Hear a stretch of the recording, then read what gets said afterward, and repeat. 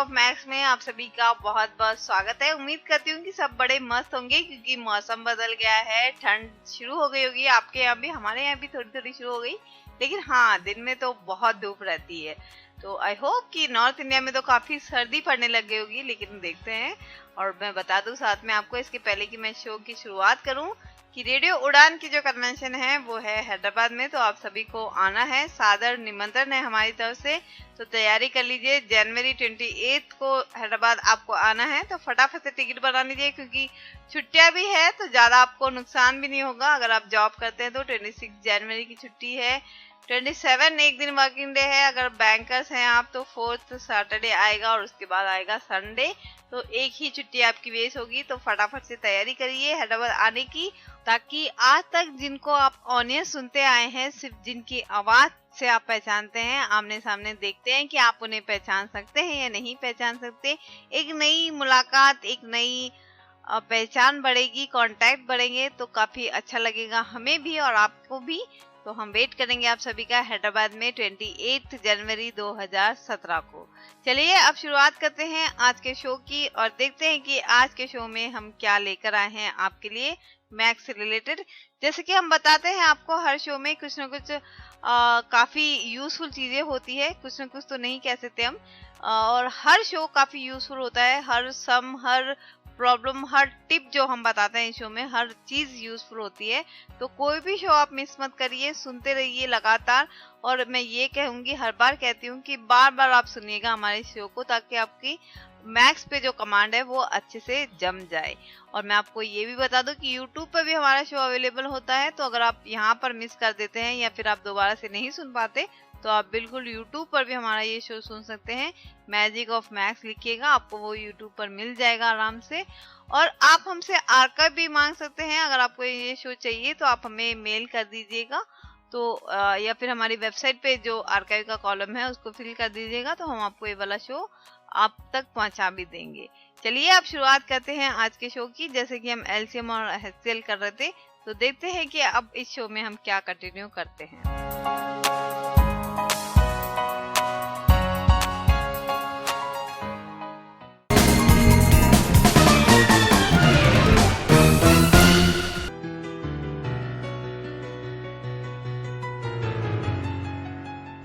साथियों नमस्कार, मैं अंचल अग्रवाल रेडियो उड़ान पर आपका स्वागत करता हूं।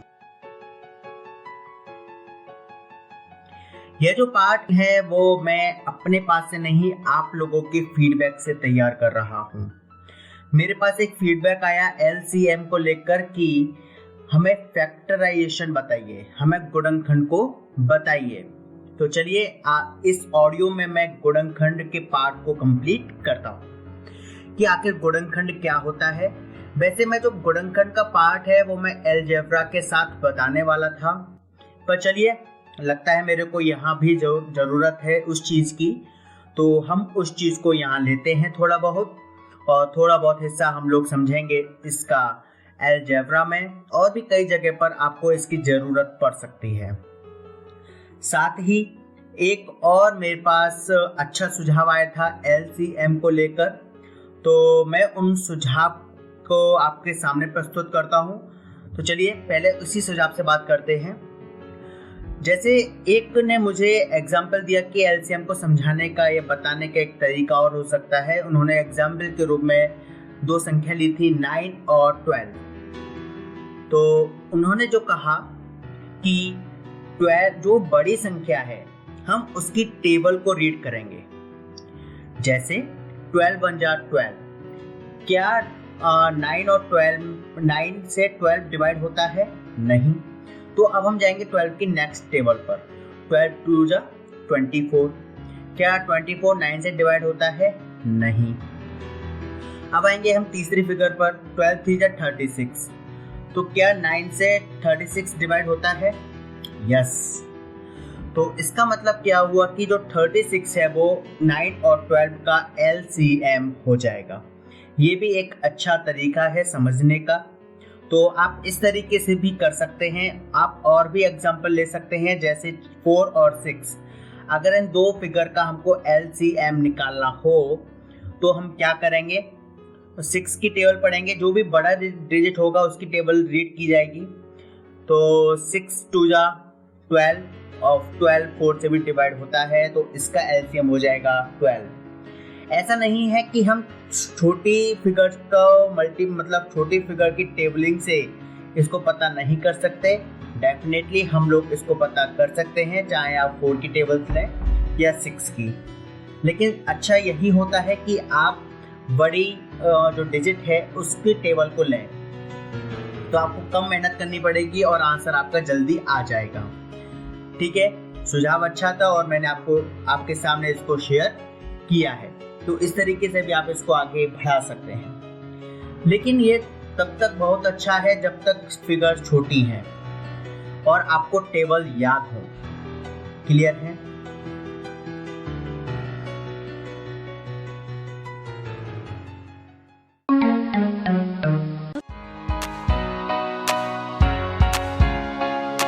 देखा कितना फायदा होता है फीडबैक देने का। एक पर्सन अगर फीडबैक देता है तो उसका फायदा सभी लिसनर्स को होता है। तो अब दोस्तों मैं कहूंगी कि जैसा ये वाला फीडबैक हमें एक लिसनर ने दिया था, ताकि एक शो और तैयार हो गया, वरना हम आज कुछ और नया शुरू करने वाले थे, लेकिन फिर उनकी डिमांड से हमने इसको आगे बढ़ा दिया एलसीएम को। तो यही मैं कहती हूँ कि जब आप सुनते हो, आपको कहीं पर भी डाउट आता है या आपके अपने भी कोई इजी फॉर्मूलास आपको लगते हैं, तो आप हमारे साथ शेयर करिएगा, ताकि आपके जो फॉर्मूलास है उससे सारी दुनिया या सारे लिसनर्स उससे बेनिफिट उठा लें। क्योंकि एक दूसरे से ही हम सीखते हैं। आज इन्होंने हमें सिखाया, कल हम आपको सिखाएंगे, तो ऐसे ही हमारी नॉलेज बढ़ती है। तो बस कहने का यही मतलब है कि फीडबैक कंटिन्यू देते रहिए। चलिए ज़्यादा बोर नहीं करती, आगे बढ़ते हैं अगले फॉर्मूलाज की तरफ, क्योंकि हमारा मकसद यही होता है कि हम ज़्यादा से ज़्यादा इजी टिप्स आपको बताएं और जितना जल्दी हो सके हम आपको बताएं, ताकि जैसे जैसे एग्जाम्स आते हैं आपको उसका बेनिफिट मिल जाए। चलिए देखते हैं कि अब आंचल जी हमें क्या सिखाते हैं।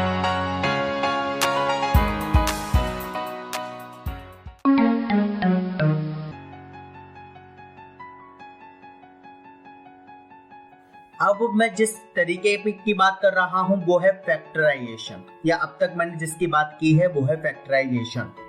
तो गुणनखंड, इसको हम समझते हैं कि क्या है तो होता है और कैसे हम इसको पता लगाते हैं। मान लीजिए एक डिजिट है आपके सामने 8, तो 8 के आपको गुणनखंड करने हैं। तो सबसे पहले हम ये पता करेंगे कि क्या ये 2 से डिविजिबल है।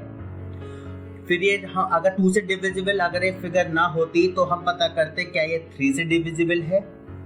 3 से भी ना होती तो हम क्या पता करते कि ये 5 से डिविजिबल है या नहीं, क्योंकि हम हमेशा प्राइम नंबर को ही यहाँ पर लेंगे। ऐसा क्यों होता है वो भी आप समझ जाएंगे धीरे धीरे यहाँ जब हम आगे बढ़ेंगे कैलकुलेशन की ओर, कि हमेशा हम प्राइम नंबर से ही फिगर को सबसे पहले डिवाइड कर देखते हैं और उस प्राइम नंबर में भी सबसे पहले 2 से स्टार्ट करते हैं। तो जैसे कि 8 है वो 2 से डिवाइड हो जाएगा। क्लियर? तो 2 से डिवाइड कीजिए 8 को, बचा क्या 4। क्या 4 अगेन 2 से डिवाइड होगा? यस। तो फिर 4 को हम 2 से डिवाइड करेंगे, बचेगा 2। फिर 2 किस आपके नंबर से डिवाइड होगा?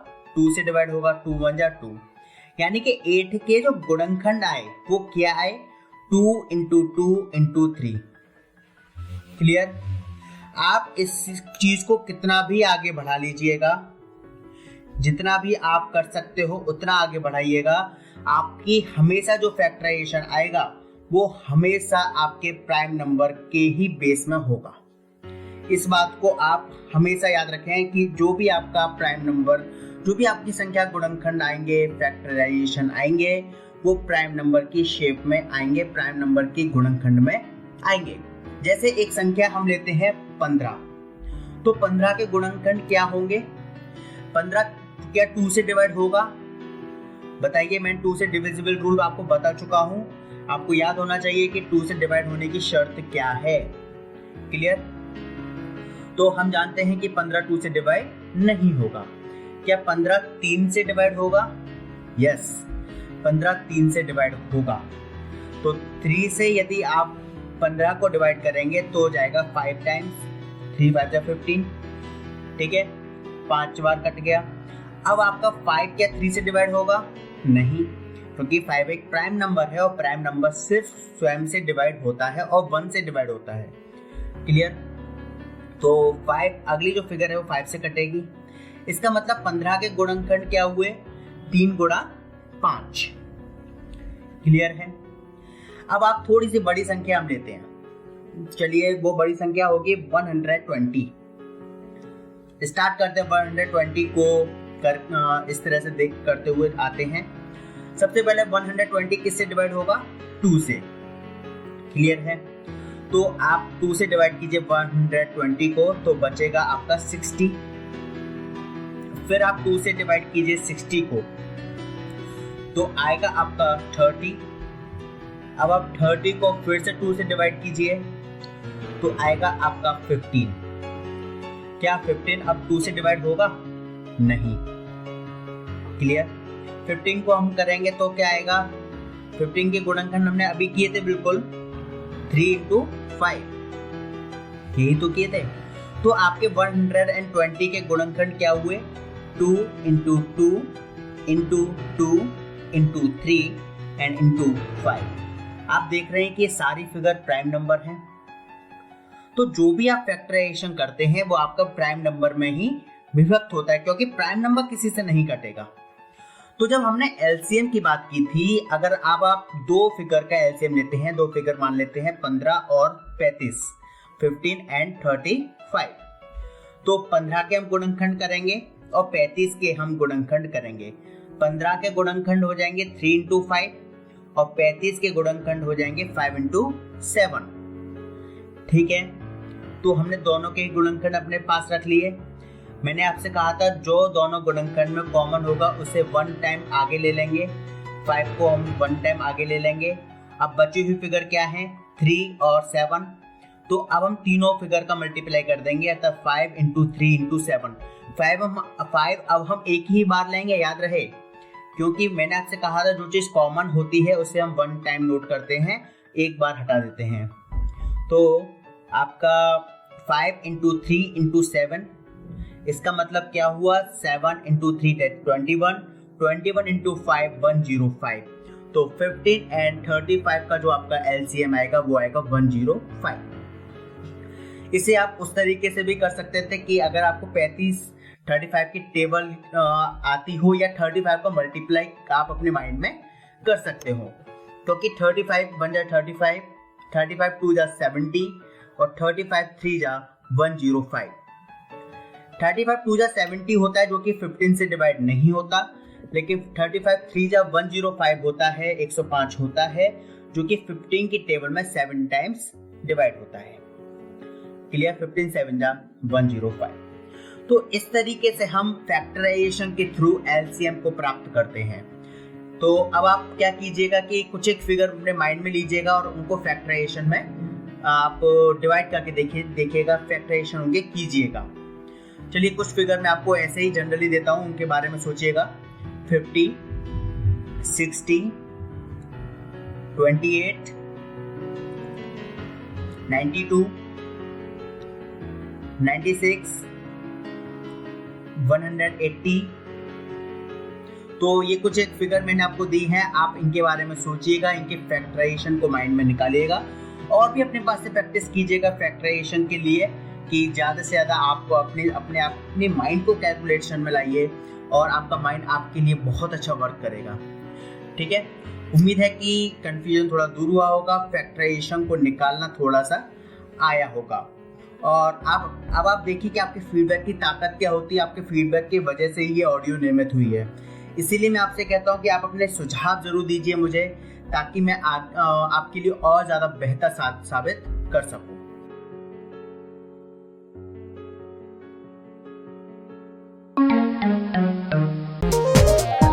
आप सुन रहे हैं रेडियो उड़ान, लाइफ ऑफ लाइफ।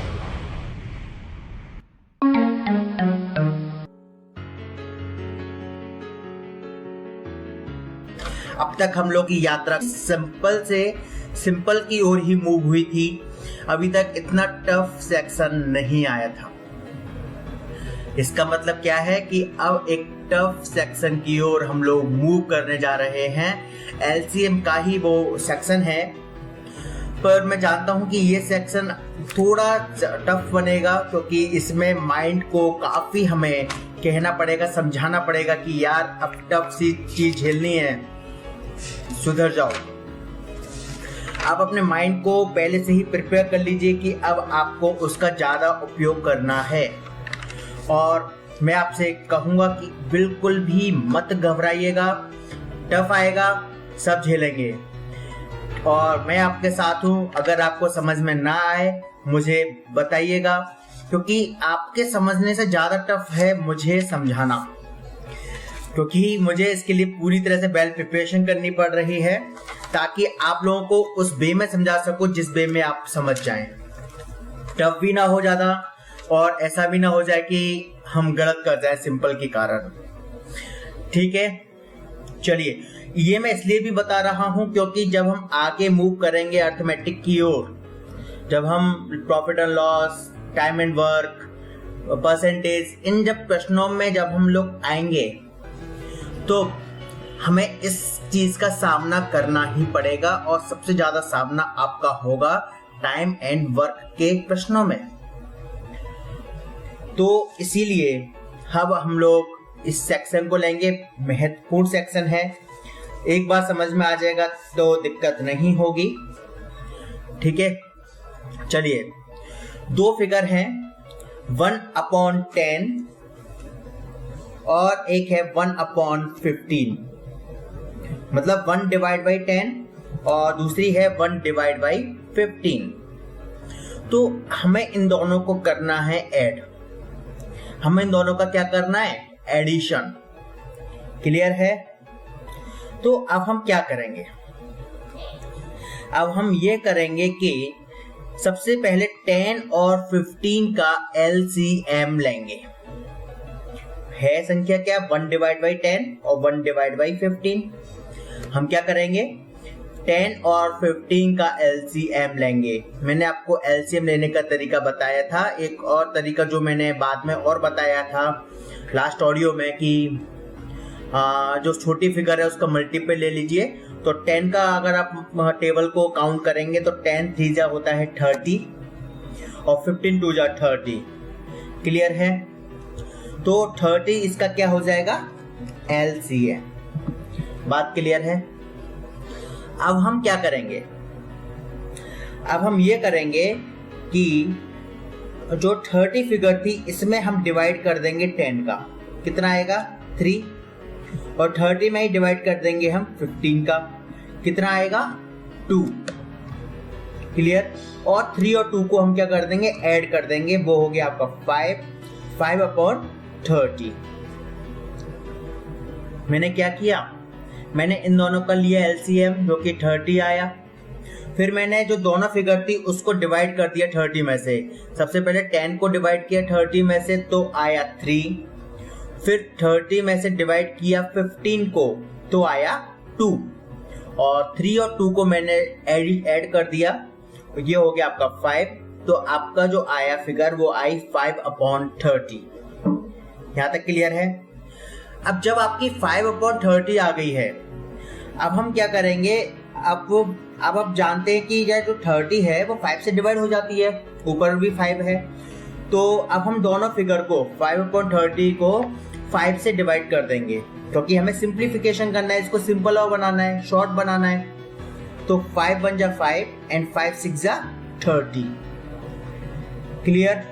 तो जो आपका सिंप्लीफिकेशन होकर फिगर आई वो आई 1/6। ये बात आपको क्लियर हुई? हमने क्या किया फिर समझिए। हमने सबसे पहले फिगर देखी कौन कौन सी थी, 1/10 थी और 1/15 थी। फिर हमसे कह रहा था कि यार इन दोनों को ऐड कर दो, तो हमने ऐड कर साइन लगा दिया। फिर उसके बाद हमने 10 और 15 जो कि आपकी डिनोमिनेटर होता है, जो आपका नीचे का पद होता है, हर होता है, उसको हम लेते हैं। उसको हम जब लेते हैं उन दोनों का हमने क्या किया, एलसीएम लिया। उनका एलसीएम क्या आया, हमने 10 की टेबल से काउंट करके देखा तो LCM आया 30। क्लियर है? तो फिर हमने उस फिगर में से जो हमारी दोनों फिगर थी जिसके सहारे हमने LCM लिया था, उन फिगर को डिवाइड करने लगा दिया। तो 30 में से सबसे पहले डिवाइड किया 10 को, 3 आया। 30 में डिवाइड किया 15 को, 2 आया। और फिर इन दोनों को हमने ऐड कर दिया। जब हमने इन दोनों को ऐड किया तो हो गया 5/30। 5/30 करते ही हम देख लिया यार जो 30 है 5 से कट रही है, तो हमने 5 का डिवाइड कर दिया दोनों में। 5 बन जा 5 और 5 6 जा 30। क्लियर? तो आंसर आ गया हमारा 1/6। अगर मैं आपसे कहूं यहीं पर कि यदि हमसे कहता 1/10 माइनस 1/15, मतलब 1/10 में से 1/15 को घटा दो, तो हम क्या करते? सेम मेथड अपनाते। हम 30 को LCM लेते, फिर 30 में डिवाइड करते 10 का और 30 में ही डिवाइड करते 15 का। 30 में डिवाइड करते 10 का तो आता 3, और 30 में जब डिवाइड करेंगे 15 का तो आएगा 2। इन दोनों को अब हम एडिशन की जगह क्या कर देंगे? सब्ट्रैक्ट कर देंगे, घटा देंगे। 3 - 2, 3 - 2 क्या हो गया? 1। तो आंसर क्या हो जाता? 1/30। बात आपको क्लियर हुई? इस तरीके से हम इस मेथड को अपनाते हैं।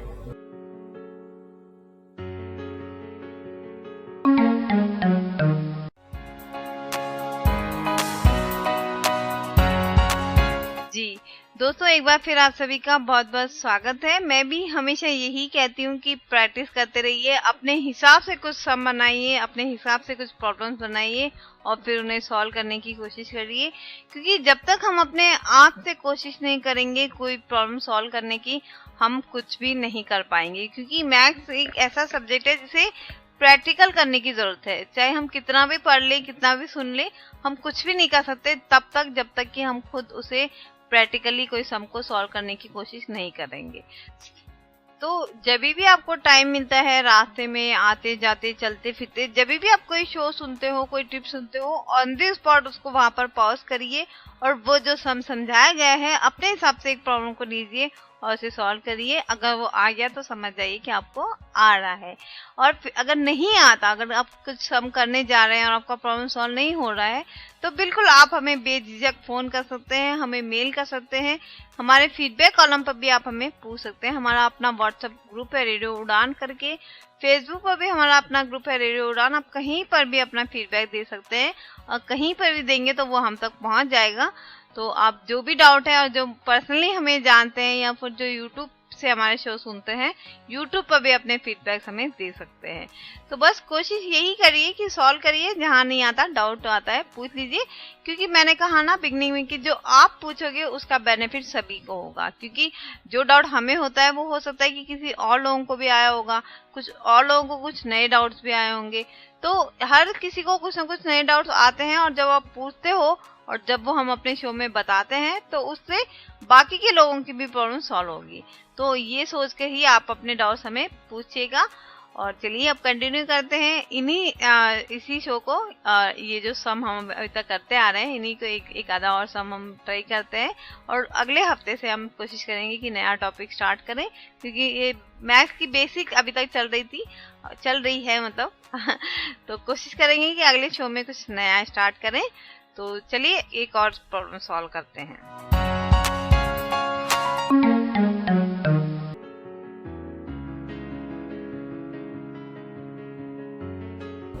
चलिए सवाल को थोड़ा सा और टफ बनाते हैं।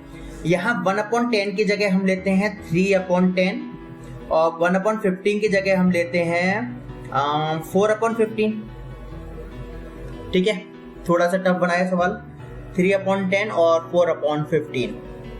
अब हम क्या करेंगे कि इन दोनों को हमें ऐड करना है, एडिशन करना है इन दोनों का।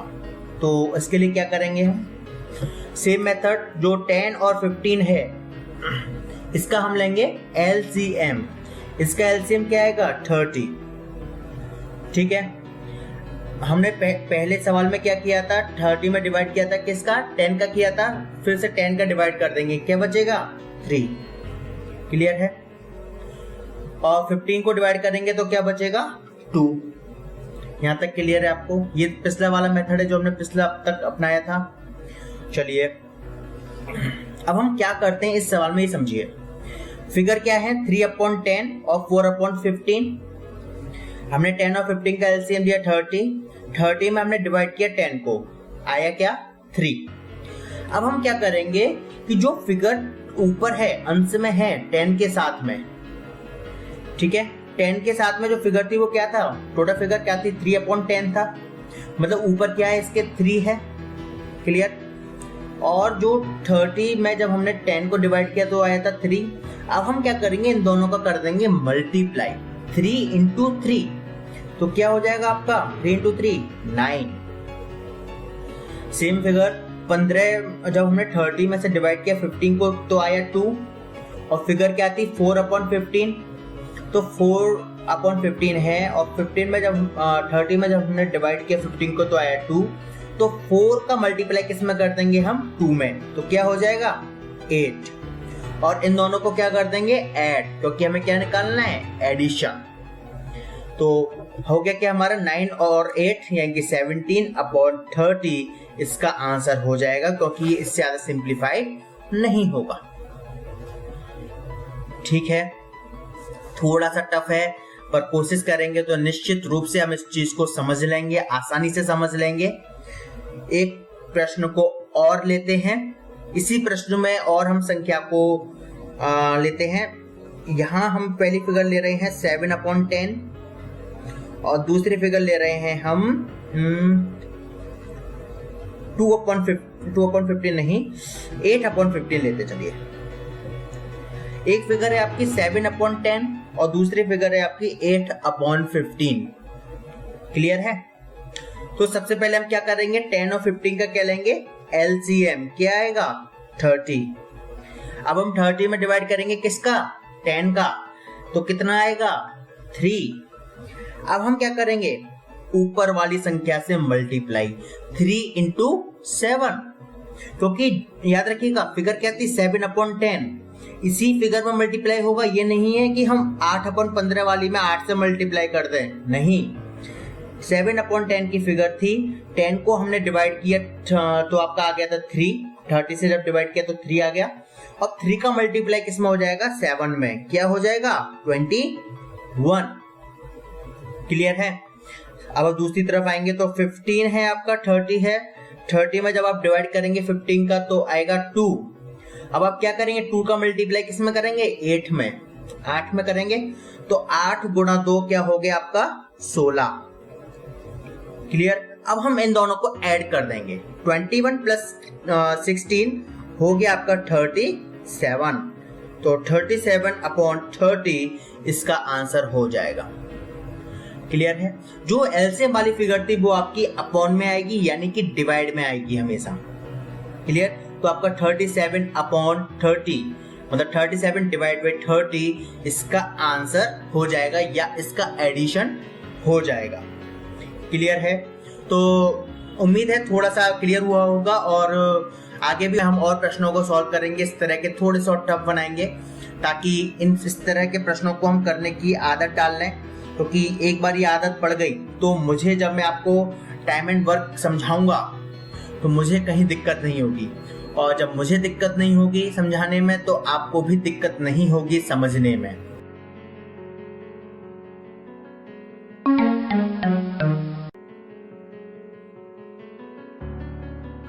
सेवन अपॉन 10 प्लस 8/15, और हमने जब इन दोनों को ऐड किया था तो हमारा आंसर क्या आया था 37/30।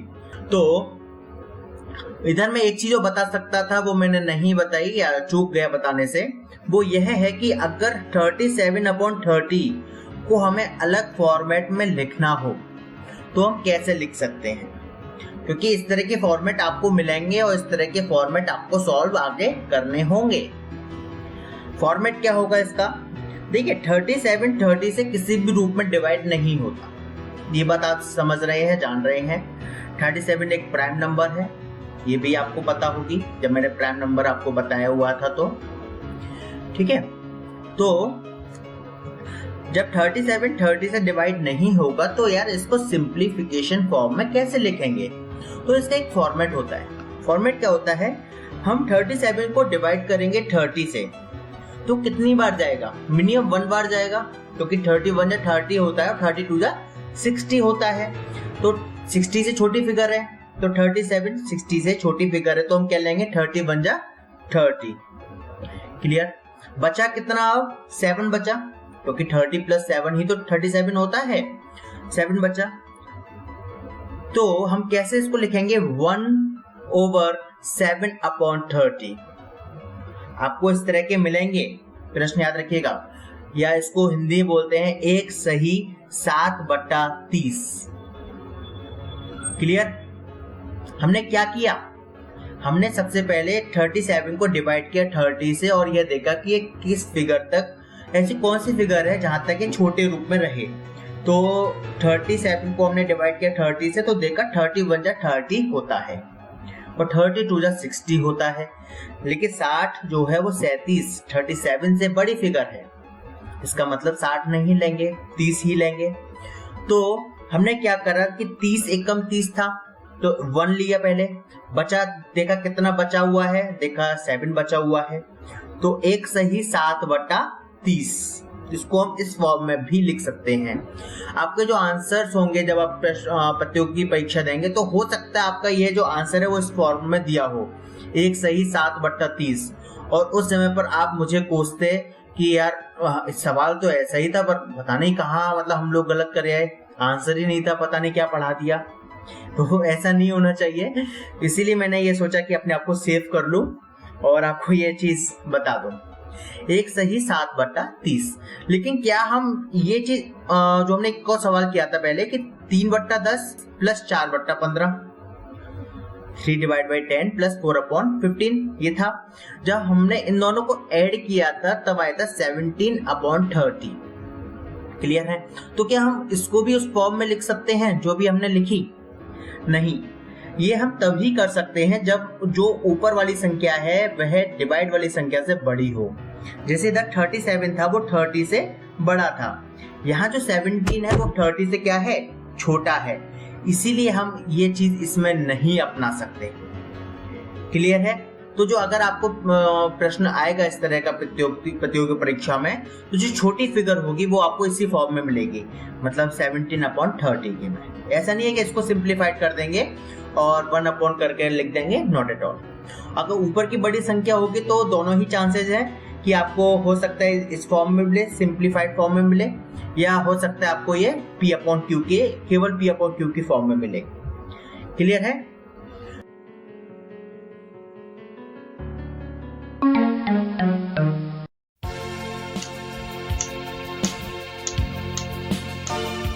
मैं दीपेंद्र मनोचा आपको बता रहा हूँ स्मार्ट केन के बारे में।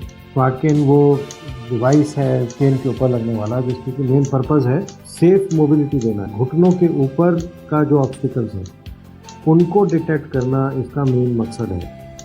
वाइट केन हम लोग जैसे नॉर्मल यूज़ करते हैं उसका बिल्कुल नॉर्मल यूज़ वैसे का वैसा ही करना है, लेकिन स्मार्ट केन उसके ऊपर सिर्फ ये चीज़ ऐड करता है कि घुटनों से सर तक के अगर कोई ऑब्स्टिकल्स हैं वो आपको हर्ट ना करें। उदाहरण के तौर पे रास्ते में अगर कोई ट्रक खड़ा है या फिर सड़क पे अगर कोई जानवर खड़ा है, इस तरह की ऑब्स्टिकल्स को डिटेक्ट करना 3 मीटर के डिस्टेंस से इस स्मार्ट केन से पॉसिबल हो जाता है। दूसरा, इसके कुछ यूज़ हैं बिना टच किए ऑब्स्टिकल का पता लगना। ये हमारी स्मार्ट केन की वाइब्रेशन के पैटर्न से ही हमें पता लग जाए कि हमारे लेफ्ट या राइट या आमने सामने कितनी दूर तक कोई व्यक्ति या कोई भी चीज़ है कि नहीं। इसी तरीके से लाइन क्यू को फॉलो करना, इसी तरह की चीज़ों में विद डिग्निटी चल पाना स्मार्ट केन के थ्रू पॉसिबल हो जाता है। और इसके चीज़ों को समझ में अगर है इसके वाइब्रेशन पैटर्न हमें क्या बता रहे हैं, तो इतना अगर हम पेशेंटली अगर इसको सीख लें तो ये बड़े काम की चीज़ है जो हमारी सेफ्टी और इंडिपेंडेंस और विद स्पीड मोबिलिटी को एनहांस कर पाएगी। ख्वाबों की उड़ान लिए, अपनी कल्पनाओं की उड़ान लिए, अपनी ख्वाहिशात की उड़ान लिए लॉग ऑन कीजिए www.radioudan.com और चलिए हमारे साथ एक कभी न खत्म होने वाले सफर रेडियो उड़ान और मित्र ज्योति ने एक ब्रेल मैगजीन लॉन्च की है जिसका नाम है इनसाइट। इस ब्रेल मैगजीन में आपको पढ़ने के लिए मिलेंगे education, health, technology, business, lifestyle, sports और तमाम सब्जेक्ट से रिलेटेड बेहतरीन आर्टिकल्स। ये एक क्वार्टरली मैगजीन है जो आपको साल में हर 3 महीने के बाद उपलब्ध करवाई जाएगी। इस मैगजीन का सालाना शुल्क है 100 रुपए और इसे प्राप्त करने के लिए आज ही अपना एड्रेस मेल करें admin.office@mitrajyoti.org पर admin.office@mitrajyoti.org। कॉल कर सकते हैं 8022587623 पर।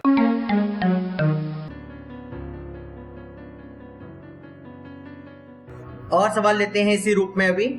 चलिए, एक फिगर है, क्या लें?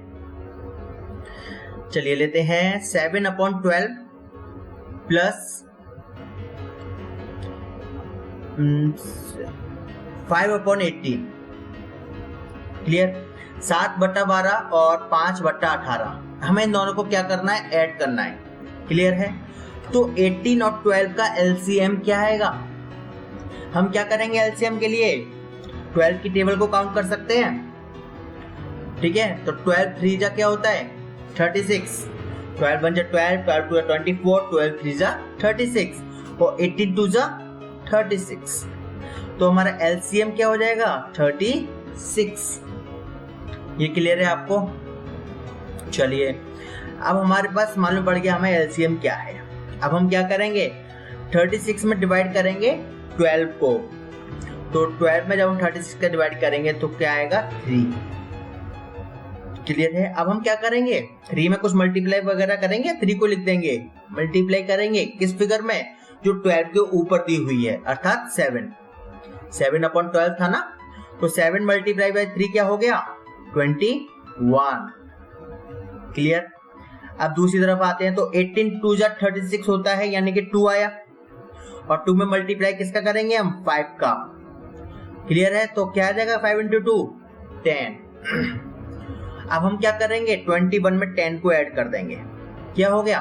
31। पूरा आंसर क्या आ गया हमारा? 31 डिवाइड बाई 36। बात क्लियर है? ये इस तरीके से हम इस तरह के सवालों को हल करते हैं और यह आपको निश्चित रूप से आगे सामना करना था, इसलिए मैं भी आपको इन सब से अवेयर कर रहा हूं ताकि एक नींव बन जाए जिस पर मैं इमारत एक खड़ी कर सकूं।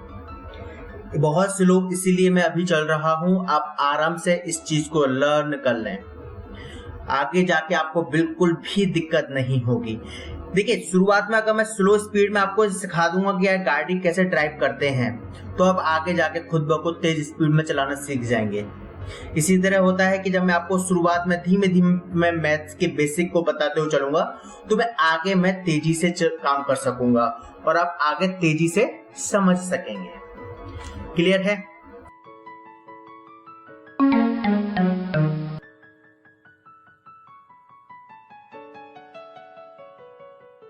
एक और सवाल लें। चलिए, मेरे पास एक हाथ में बुक है, मैं उससे एक सवाल को देखता हूं, कोई अच्छा सवाल मिलता है तो। चलिए, एक प्रश्न है कि 2/3 और इसमें एडिशन कर रहे हैं 5/6 का। 2 डिवाइड बाई 3 प्लस 5/6, यही है दो फिगर, इनको ऐड करना है। अच्छा, इसका एलसीएम क्या होगा? 2/3 और 5/6 में एलसीएम क्या होगा?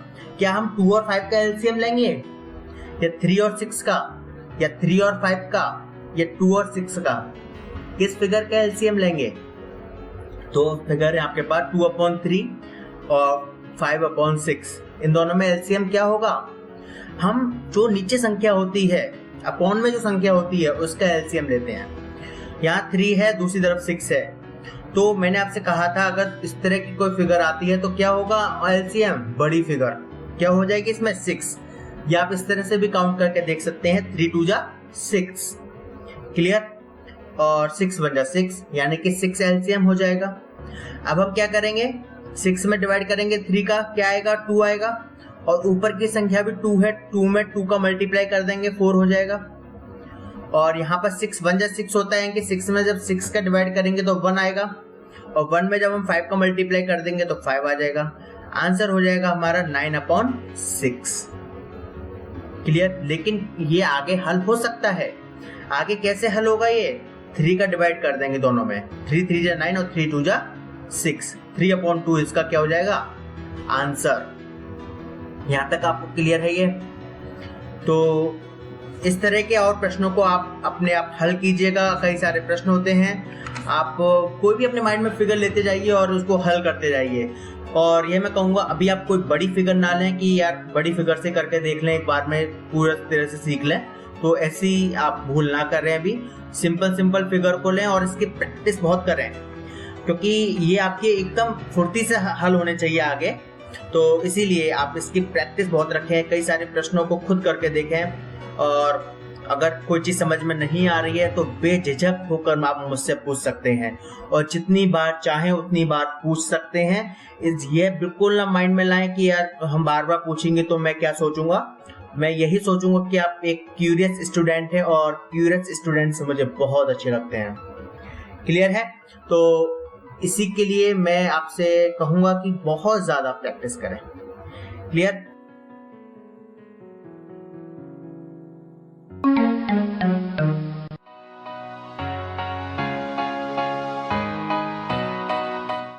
बहुत टफ होता है ना वाकई में बहुत टफ है मैथ्स। सच में अगर हम सुन के इसको करना चाहें तो मुझे बहुत मुश्किल लगता है, क्योंकि मैंने काफ़ी लेट में ब्लाइंड हुई हूँ, तो काफ़ी मतलब जो मैंने स्टडी की थी तब मैं साइटेड थी बिल्कुल। उस वक्त मुझे प्रैक्टिकली देख के करने में भी इतना टफ लगता था, लेकिन टू बी फ्रैंक मैं बताऊं तो जितना मैं आचार्य जी को सुनती हूँ मुझे वाकई में बहुत इजी भी लगने लगा है, क्योंकि जब मैं पढ़ती थी तब इतना इजी मेथड मुझे समझाया नहीं गया था, या फिर शायद हो सकता है कि मेरा मैथ्स में इंटरेस्ट कम था तो मैं इतना इंटरेस्ट से नहीं पढ़ती थी। और देखिए ना, जब देख सकते थे, जब हम लिख के कुछ कर सकते थे तब इतना अच्छे से समझ नहीं पाए, और आज तो खैर मैं देख ही नहीं पाती और ना ही मुझे ब्रेल आता है। मैं सिर्फ ओरली ही जो काम करती हूँ अदरवाइज कंप्यूटर पे करती हूँ।